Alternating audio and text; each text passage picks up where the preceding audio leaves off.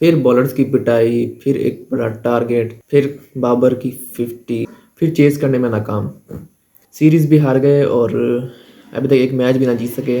लगातार तीसरे टी20 में हमें बड़ा टारगेट मिला है और वो हम चेज़ करने में नाकाम हो गए। बाबर रन्स कर करके थक गए लेकिन पाकिस्तान मैच जीत ना सका। क्या ये शाहीन की कप्तानी पे सवालात हैं या प्लेयर्स की नाकामी है? इसमें गलती है किसकी भाईजान? क्या शाहीन की कैप्टनसी पाकिस्तान के लिए सही नहीं है?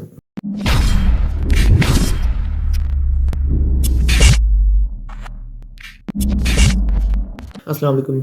जी हाँ, तीसरा टी20 भी पाकिस्तान बुरे तरीके से हार चुका है। लगातार तीसरा टी20 पाकिस्तान हार गया है। इस तीसरे टी20 के हारने के साथ ही पाकिस्तान सीरीज़ भी हार गया है। तो भाईजान ये सवालात हैं किस पे? अब कुछ समझ में नहीं आ रही पाकिस्तान किस तरह की क्रिकेट खेल रहा है। पाकिस्तान के स्क्वाड में कमी है या पाकिस्तान की प्लानिंग में कमी है या पाकिस्तान की कैप्टनसी के अंदर फ्लॉस हैं? क्या मसले मसाइल हैं जो पाकिस्तान को फेस आ रहे हैं और पाकिस्तान क्यों एक मैच भी जीतने में नाकाम हो रहा है? सब पे बात करते हैं। सबसे पहले हम टॉस पे बात करते हैं कि शाहीन अफरीदी ने फिर बॉलिंग का फैसला किया। काफ़ी लोग कह रहे थे कि पहले बॉलिंग करना सही नहीं है, 2 टी20 हमारे इसी में गुजरे हैं कि हम चेज़ नहीं कर सके, तो तीसरी टी20 के अंदर हमने बॉलिंग क्यों चूज़ की? तो भाईजान इसमें कोई फोरकास्ट का भी चक्कर था क्योंकि कहा जा रहा था कि क्लाउडी ही होगा मौसम, लेकिन शायद बॉलिंग में फ़ायदा होगा, लेकिन न्यूजीलैंड ने ये बताया भाईजान हमें वेदर से कोई मतलब नहीं है क्योंकि भाईजान पिच ही बिल्कुल सीधी थी और शाहीन ने पता नहीं इस पर गौर किया नहीं किया कि बॉलिंग करने का उनका फैसला कितना सही साबित होना था और ये पता लगी कि उनको कितना सही साबित हुआ उनके लिए। पाकिस्तान ने बॉलिंग स्टार्ट से ही इतनी खास नहीं की। शाहीन का पहला स्पेल जो था उसमें थोड़ी बहुत मूवमेंट ज़रूर नजर आई, लेकिन फिर पेस में कमी। शाहीन की बॉल के अंदर पेस ही नहीं आ रही तो स्विंग करने का फ़ायदा ही नहीं है क्योंकि शाहीन की पहले जो बॉल 145 प्लस या फिर 150 की स्पेस से जो बॉल पड़ती थी वो स्विंग होते ही पता नहीं लगती थी कि बॉल कैसे आई है और कैसे गई है। ठीक है, अब शाहीन की बॉल के अंदर आप देखें स्पीड की कमी आने की वजह से शाहीन की बॉल स्विंग कब हो रही है बैट्समैन को पहले ही पता लग जाता है और वो टैकल कर लेता है। तो ये शाहीन को इस पर काम करने की ज़रूरत है। शाहीन को चाहिए कि वो रेस्ट करे और एनसीए जाए, उस वहाँ पे कोच अच्छे लगाएं उसके लिए ताकि वो प्रैक्टिस कर सके, उसके अंदर जो मसले आ रहे हैं वो ढूंढ सकें। और हारिस रूफ की समझ नहीं आ रही क्योंकि वो रन्स बहुत खा रहे हैं। उन्होंने आज भी देखिए कितने रन्स खा लिए। उन्होंने 2 विकेट जरूर लिए लेकिन 60 स्कोर खा लिया टी20 के अंदर। यार ये बहुत ज़्यादा खा लिया उन्होंने स्कोर। तो हारिस रूफ को भी अपनी बॉलिंग पे काम करने की ज़रूरत है भाईजान। हमारी बॉलिंग ही स्ट्रेंथ थी, वही हमारे लिए लॉस का सबब बन रही है आजकल।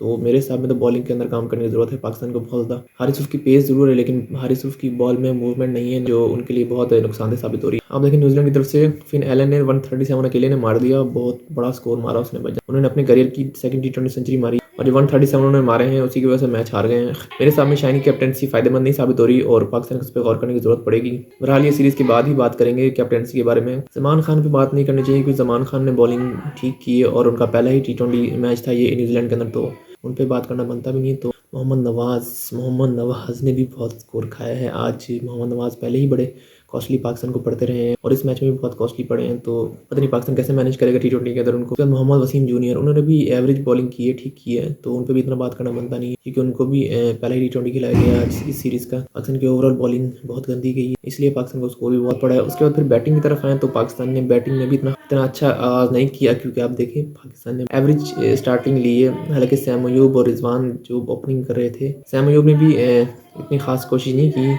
जो हम कहें कि यार सैम अयूब ने बहुत हिटिंग की है तीसरे टी20 के अंदर, लेकिन सैम अयूब है ही बेचारा नया लड़का जो कि इसलिए उस पर बात करने का दिल ही चाहता कि यार उसको हम क्रिटिसाइज़ करें, उसको भी टाइम देना है। और सैम अयूब बड़ा अच्छा ओपनर साबित होगा पाकिस्तान के लिए आने वाले वक्तों में। देखना आप टी20 वर्ल्ड कप में अगर उसको लेके जाते हैं हम, बहुत अच्छा डिसीजन होगा पाकिस्तान का। बाकी सीनियर प्लेयर्स बात करना बनता है, वो काफ़ी अर्से से पाकिस्तान के लिए खेल रहे हैं तो उनको चाहिए कि वो अच्छे तरीके से खेले, सेंसिबल क्रिकेट खेले, ना कि अंधाधुन क्रिकेट खेले। मैं यही कहता हूँ कि अंधाधुन क्रिकेट से बहुत बड़ा नुकसान होता है पाकिस्तान को। सेंसिबल क्रिकेट जो सिर्फ एक ही बंदा पाकिस्तान के अंदर खेल रहा है इस वक्त वो है बाबर आजम। आप देखें जितने भी प्लेयर्स हैं वो सेंसिबल शॉट्स खेल ही नहीं रहे सही तरीके से और इसलिए आउट हो रहे हैं। और आप देखिए रिजवान है जो रिजवान भी अच्छा नहीं खेल पा रहे सीरीज़ के अंदर। आप देखें इफ्तिखार अहमद वो तो रन आउट हो गए खैर आज के मैच में, लेकिन पिछले दोनों मैचों में इतनी खास परफॉर्मेंस नहीं दे पाए वो।